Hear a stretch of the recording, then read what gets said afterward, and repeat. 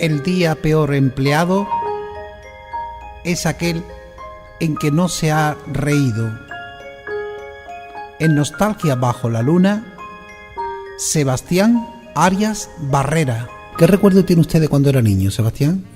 En principio, unos recuerdos muy sencillos, muy principiantes, mucha pobreza que había, muy poco detalle de lo que hoy no tienen los chiquillos. Cualquier niño, yo llevaba, por ejemplo, a la escuela una pizarrita, un pizarrín, un trapito, un jarrito que llevábamos, además era reciclado para beber los niños en los colegios, porque los niños teníamos más boquera que un alcaudón, y nada más, y unos libros, un catón, de cuentos, de cosas muy sencillos. Juan Apresa era una persona extraordinaria, sencillo, nos enseñaba la cortesía que había que tener con los mayores, siempre nos decía que él estaba porque era un trabajador neto del campo, nato, pero resulta de que se pasó porque él creía que su pueblo, que había trabajo, entonces había trabajo, pues creía que iba a ser más útil enseñando a tanto analfabetismo como había en aquel entonces narco. Y ya digo, pues eso, y había eso, muchas necesidades, muy poco lujo, el lujo que hay hoy, casi todo se basaba en tener algo que llevarse a la boca, y ya está, ni más ni menos. ¿La escuela de Juan se le conocía, Sebastián? Sí, era reconocida hasta el punto de que hoy se le ha reconocido bastante poniendo el nombre de Juan Apresa a uno de los grandes colegios que hay aquí, municipales. Usted me hablaba que le gustaría de que en la calle Gómez, que por cierto la hemos visto cuando veníamos para la radio, pues le pusieron una placa o algo, ¿verdad? Exactamente, en su casa. Que en un azulejo se reflejara que ya esto tendría que ser el ayuntamiento el que diera el permiso o lo que sea. Incluso yo estaría dispuesto a aportar si hubiera que hacer algo o donar algo, que es posible que habría muchos antiguos alumnos que quedarán todavía, creo yo, que yo he llegado a 80 años, habrá muchos alumnos que yo ni los conoceré siquiera, que estarían dispuestos a que eso tuviera éxito, porque le daría casé a la casa, a la calle Gómez. Sí, Juan Apresa, Sebastián, era un hombre serio, era un hombre era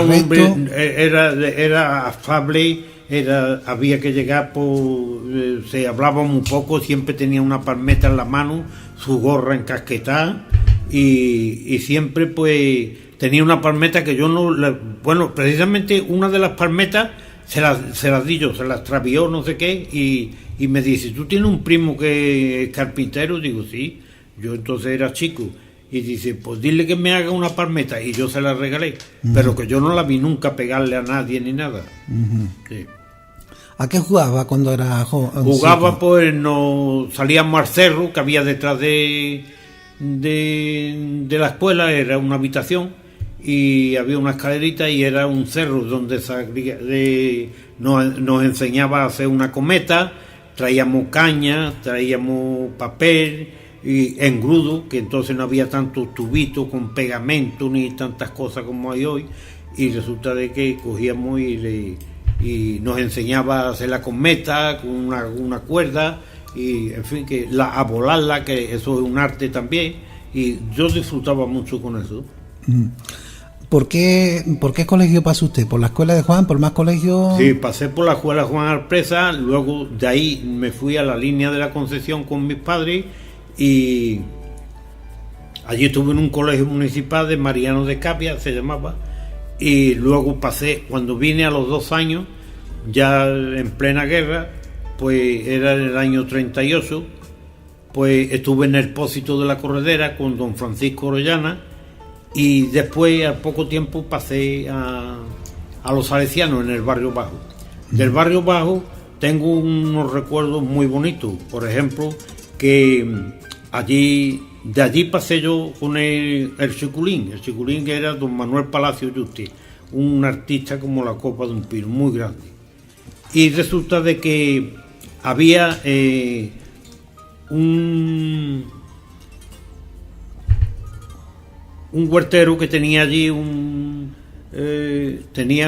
la orilla de Angorrilla tenía campo y tenía vaquería y tenía una industria allí, tenía montada de ganadera, y resulta de que estaba el barrio bajo con el barrio alto, estaba siempre en pugna porque el toro del Aleluya de la Semana Santa, que es el domingo de Ramos, de Resurrección, el domingo de Resurrección, echaban el toro y Curru Meina le decían, y es Medina. Pues resulta de que estaba siempre disgustado y defraudado porque no podían ellos correrlo el toro por el barrio bajo, y entonces cogió y echó uno por su cuenta sin pedir permiso al ayuntamiento ni nada, y acto seguido lo mandó a llamar al alcalde y diciendo que además se conocían, creo que eran amigos en aquel entonces, y dijo que eso estaba muy mal lo que había hecho y que no tenía más remedio que sancionarlo. Y entonces pues dije, pero si yo no he hecho nada más que darle al pueblo lo que lo necesitaba, esa diversión, que estaba defraudado porque ellos no podían valerse de eso, ese bien cultural que tenía ya de tantos años el barrio alto. Y entonces dice, pues nada, pues eso es lo que hay, así que tiene 5 duros de multa. Y dice, entonces no hay más nada que hacer. Dice, no, dice, págaselo a recaudador, y fue y le dio 10 duros. Dice, no, son 5 duros. Dice, no, son 10 duros porque yo a la tarde voy a echar toro otra vez. Así que... Qué historia más bella. Sí. ¿Hizo usted la primera comunión, Sebastián? Sí, la hice, y precisamente recuerdo que me dieron un cartucho de papel de estraza precioso, que me gustaría tenerlo hoy, un bollo de leche, 2 pesetas en plata, me acuerdo, una moneda de 2 pesetas, el babi, que la comunión la hice con un babi de crudillo y un lazo en el brazo, que es lo que llevábamos. Y resulta que allí nos hicieron una ceremonia en el altar porque escogieron a los 12 apóstoles, no sé cuántos, en fin, y muy bien, muy bonito. ¿Ha encontrado usted diferencias en la comunión de sus nietos, Sebastián? La comunión de mis nietas, nada más que con el vestido se podía comprar, el vestido de uno de mis nietos se podría haber comprado una casa aquí. Claro. Parece hasta mentira, ¿eh? Sí, ha cambiado mucho la cosa, ¿verdad? Eso es. ¿Hizo usted también la confirmación? ¿Se confirmó usted? Sí, por supuesto. ¿En qué lugar fue? ¿Se acuerda usted? Yo creo que en Santa María también. Santa María, y la comunión también en Santa María. Y la comunión en Santa María también, me acuerdo. ¿Recuerda usted el cura que estaba así? Y bautizado en Santa María, no me acuerdo del cura. Y no. Yo sí fui bautizado en Santa María también. Muy bien. Cuando era niño, ¿había juegos especiales o no había juegos? Se jugaba a la billarda, a la comba, y no sé qué más, a la china, a la latiguera, con una latiguera. Sí. En fin, que cosas así muy rudimentarias todo. Sí, lo que había en aquellos tiempos. ¿Qué recuerdo tiene de cuando era joven? De joven, pues, me parece que casi fue peor que cuando chico, porque... Sí. Cuando chico, yo creo que eso va en razón directa de eso, o inversa. A más chico, menos. Yo creo que yo estaba muy bien de chico, mejor que luego ya de grande. Cuando fui ya tenía 12 o 14 años, ya entró el trabajo, luego Arco Arco y sigue siendo y lo seguirá haciendo las cuestas que había muy sinuosas y de eso. Yo tengo un poema que decía: te recuerdo barrio bajo donde pasé mi niñez, colegio de salesianos, y cuando llegué al taller, al molino de Algarrobo, al puente y al Guadalete, al Naíto y a Rujano, y a los chiquillos corriendo bajando desde el Murete a bañarse los veranos, al barranco de la Noria y aquellos hermosos ojos de una hermosa criatura que me juró ser mi novia, San Pedro y Santa María, al castillo y al balcón, San Agustín Nazareno, al cómpeta y las callejas, que si este no es el cielo, que venga Dios y lo vea. Y después dice vengo a verte, que vine, eso fue un poco después, vengo a verte molino de algarrobo viejo y a recordar cuando venía siendo chico, a moler en tus piedras el trigo nuevo que traía mi abuelo en su borrico. Qué bonito, Sebastián. Es muy bonito. Bueno, y también tenemos que decirle a nuestro oyente que si en algún momento Sebastián pues se le olvida las cosas, la memoria, pero es que Sebastián tiene ya 80 años, ¿verdad, Sebastián? Efectivamente. Y cuando va a tener esa memoria con 80 años, pues también hay que sudar un poquito. Bueno, pues vamos a seguir adelante. Sí. Me decía que en la juventud pues disfrutaba no mucho, ¿verdad, Sebastián? No mucho. ¿Recuerda el paseo y por dónde se paseaba? Sí, pues me pasé. Antiguamente era la corredera desde el hospital, de la puerta de Antonio Reyes o la Cuesta Belén, hasta lo de el barranco que hay ahí no el barranco, ¿cómo se llama? El barranco San Miguel. ¿San ¿no? Miguel? No, antes, otro barranco que hay, ¿cómo se llama? No sé. Un barranquito que hay así que sube y no tiene salida. Que está por la calle Corredera, ¿no? No, enfrente de hasta el Chiquero, hasta esto de, ¿cómo se llama esto? El callejón del Chiquero. Sí. Hasta ahí llegaban los noviazgos y los pretendientes y todo, de ahí se paraban y volvían para arriba y ya está.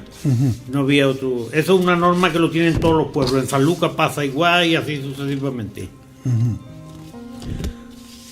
¿Recuerdan los cines, Sebastián? Los cines yo iría muy pocas veces. A Olivares Vea, que había. Yo creo que aquí nada más que había un cine. Olivares Vea, Imperial Cinema. Pero No, eso. Ah, sí, una vez fui ya, pero eso fue ya con mi novia. Eso ya fue casi el tiempo de irme de la Miri o rondando ya eso. Eso fue que era de Don Gabriel, ¿no? Sí. Exactamente, eso sí, una vez fui. ¿Recuerda alguna película que vio? Pues sí, la recuerdo, pero no puedo decir el título. No. Resulta de que mi maestro, el cortijo de, llamemos la sede central, tenía 7 o 8 cortijos, Antonio Reyes. Uno era el cortijo de Torres, donde parábamos, donde estaban los talleres, donde estaba toda la maquinaria que tenía entonces. Y nosotros yo conocía a Fernando Castillo guardando ganado, que estaba, no creo que eran vacas, en el Soto Almirante se llamaba. Tenía Cárdenas, Liche, Guapero Alto, Guapero Bajo, en fin. Y entonces pues estábamos trabajando, reparándolo, todos los desperfectos que tenían el mantenimiento del cortijo. Y Antonio Reyes pues iba cada 3 días. Lo recuerdo, un hombre, era un encanto, siempre pegando voces, pero era muy bueno. Tengo una anécdota que resulta de que un día llegó, la primera vez que lo conocí, y le dice el aperao, se llamaba Pelota, les decía, unas voces muy grandes que pegaba. Dice: Pelota, tráeme una cuchara. Dice: no, les voy a hacer un palomito en salsa. Dice: ni palomo ni nada, yo como con los gañanes. Y efectivamente, y como tardaba, le digo: don Antonio, yo tengo aquí una cuchara, si quiere usted. Dice: ¿y la tuya? Dice: no, yo traigo 2 cucharas. Dice: pero ¿que tú qué comes? A dos carrillos, a 2 cucharas. Digo: no, es que mi padre, como es de campo, pues dice: llévate una cuchara de repuesto por si se pierde, porque en el campo hay que estar muy preparado y no perder punta. Y efectivamente nos metimos allí en la cañanía, y allí un lebrillo de garbanzo que daba gloria, porque yo estaba muy delgado, y aquello fue un restituyente que tuve, porque recuerdo que me llevó mi madre al médico con unos 13 años, yo estaba muy delgado, y por indicación de don Cristóbal Caro, que era el médico del que teníamos en Arcos de Familia, me mandó a Jerez para que me viera un médico. Y resulta que le dice: Mercedes, su niño no tiene nada, lo único que le pasa es que tiene 13 metros de tripa sin estrenar todavía. Así que los garbanzos de allí, de aquel cortijo. Luego Antonio Reyes, en agradecimiento, yo llevaba unas aceitunas liñadas en un artilugio que me hizo mi padre para meter aceituna, que le llamaban un lagarto, y iban saliendo una a una y dice, chiquillo, ¿eso qué es lo que es? Me dijo Antonio Reyes. Y cogió, y cuando le di esto, dice, pues esto es estupendo, échame aquí aceituna. Y Antonio Reyes comiendo, y ahí cuchará y paso atrás. Y cuchará y paso atrás. Y vamos, riquísimo todo. Y entonces, pues, vamos, y cuando íbamos a Arco, cuando veníamos de Bestía cada 15 días, pues resulta de que cogía y siempre me plantaba o una cabra en lo alto, un cibo, él traía un cocino, aquello parecía una zahurda, eso.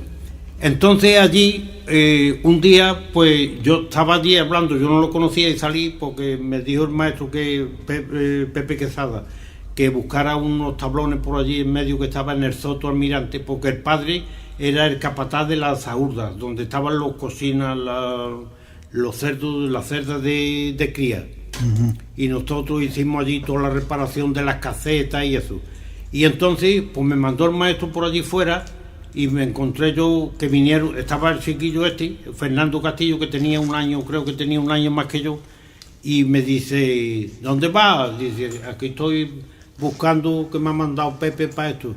Dice, ¿tú cómo te llamas? Digo, yo Sebastián. ¿Y tú? Dice, yo Fernando. ¿Y tú qué haces? Dice, aquí estoy guardando eso. Dice, pero yo me entretengo en otras cosas, luego te lo enseñaré.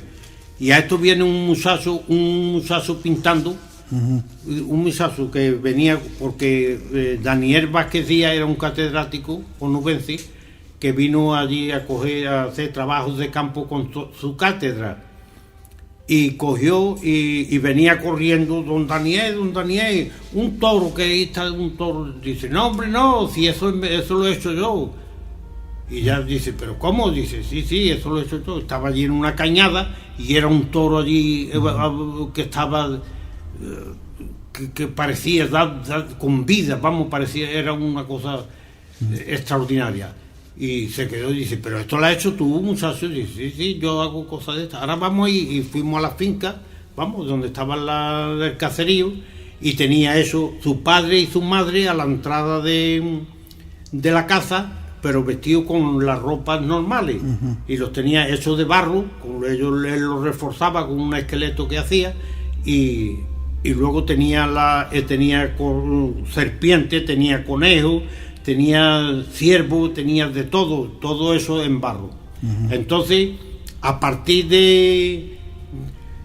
de coger de que don Daniel Vázquez Díaz le dio por él, ya lo comunicó, creo que tenía conocimiento con Mr. William, no sé si era propietario del castillo o esposo de doña Violeta, pues la dueña del castillo también, que resulta de que tenían amistades o se estaba quedando allí, total, que dice, este muchacho hay que hacerlo, y él se lo llevó a Madrid, y le empezó a traerle gubia y a traerle cajas de gubia, de herramientas para esculpir, y le trajo una herramienta precioso de Londres, y muy bueno.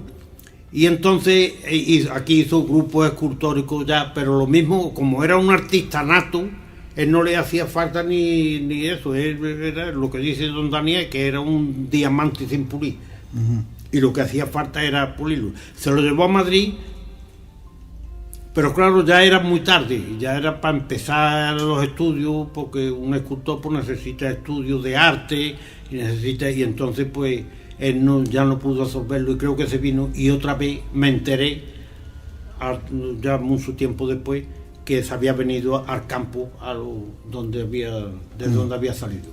Fernando Castillo Benítez, ¿verdad? Fernando Castillo, que me extraña que no sé si habrá algo, el pueblo le haya hecho algún reconocimiento, porque era unas esculturas, por ahí había grupos escultóricos ya repartidos hay muchos, pero preciosos, Yo le vi uno que hizo, que yo fuimos ahí en el Retiro, que había una carpintería de carro, y le vendieron, se lo regalaron, un tronco de eucalipto, un trozo de eucalipto grandísimo, tenía lo menos 80 centímetros de diámetro, y hizo arriba, en la testa, que eso es lo que más, yo que conozco la estructura de la madera es trabajosísimo, vamos, y peligroso porque hay que andar con un cuidado. Y hizo Caminos de los Corrales, fue el título que le dio. Y aquello era una preciosa, era una piara de ovejas, los borricos, los pastores, vamos, una preciosidad en lo alto del tronco, en la cabeza, en la testa de eso. Sí, sí.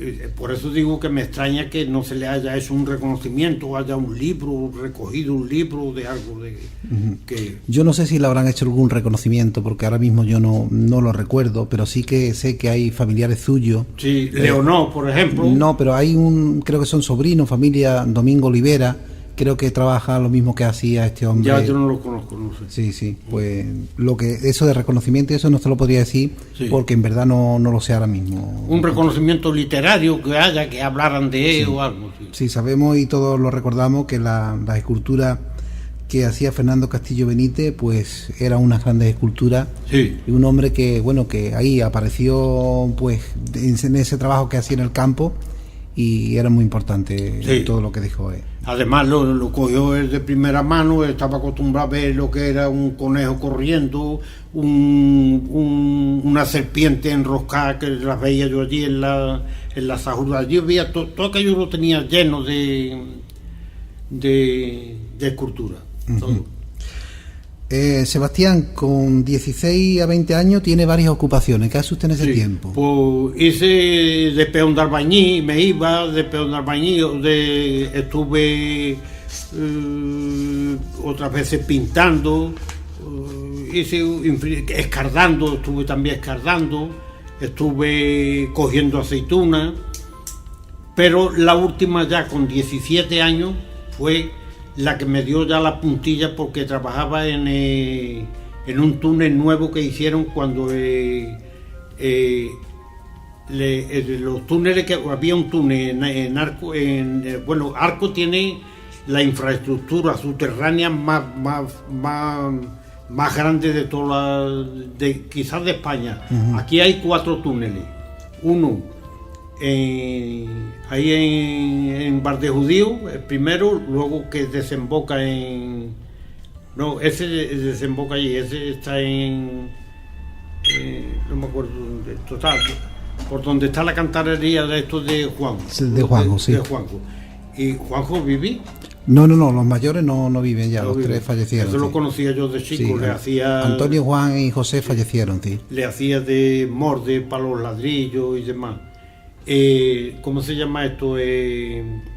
Por debajo de Arco pasa otro. Uh-huh. En La Molina allí había otro túnel, y otro en el Cerro de la Horca.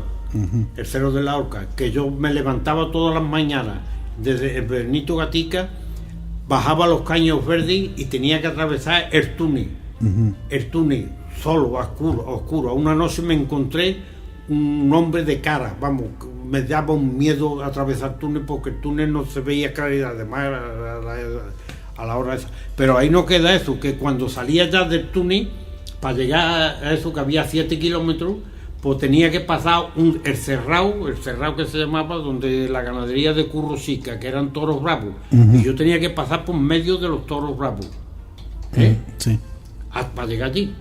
Y el mayoral decía que no haciéndole ningún ademán de extraño ni es violento, que los toros bravos eran nobles, eran animales. De eso hay ¿puedo hacer un inciso? Sí. Dice, esto es un amigo mío que ya ha fallecido, que es hijo predilecto de San Lucas, y dice: tranquilo y bello cabal, pasta en la dehesa el toro, y por impulso del oro lo hacen fiesta nacional. En una tarde triunfaz luce el joven torero, mientras el variralguero hunde la puya sangrante en la carne palpitante de un animal que no es fiero. Y entonces pues llegábamos al túnel. Uh-huh. y aquello era un campo de concentración, porque los túneles hay un tópico que se dice que se empieza la caza por el tejado. Pues precisamente los túneles, con el que no lo conozca eso, pues y yo era el primer sorprendido, el túnel lo primero que se hace es la bóveda. con objetos de que haya menos espacio, esté más cerca para poderlo apuntalar, no se necesite tanto, se va haciendo el medio punto de arriba del techo y ya es más manejable para ir apuntalando el techo, y luego se va prolongando para hacer los bataches que se llaman los laterales. Y ese túnel pues es grande, había 24 túneles, no, 19 túneles creo que hay. Y resulta, eso fue en el proyecto de Jerez al Margen. Sí. Y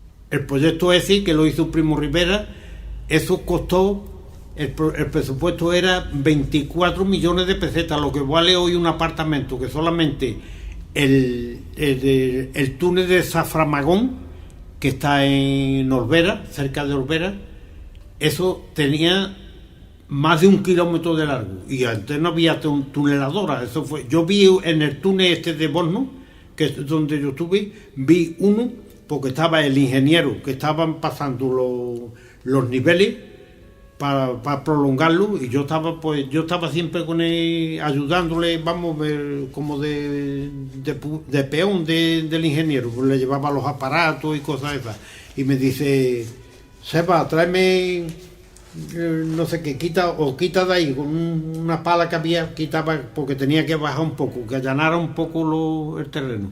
Y llegó uno que estaba allí al lado, que estábamos mirando allí porque tenía que estar paralizado mientras que pasaba eso, y cogió y se vino, que eso lo vi yo perfecto, lo tengo todavía, y era de Borno el muchacho, y cogió y le cayeron yo no sé cuántas toneladas de tierra encima y murió.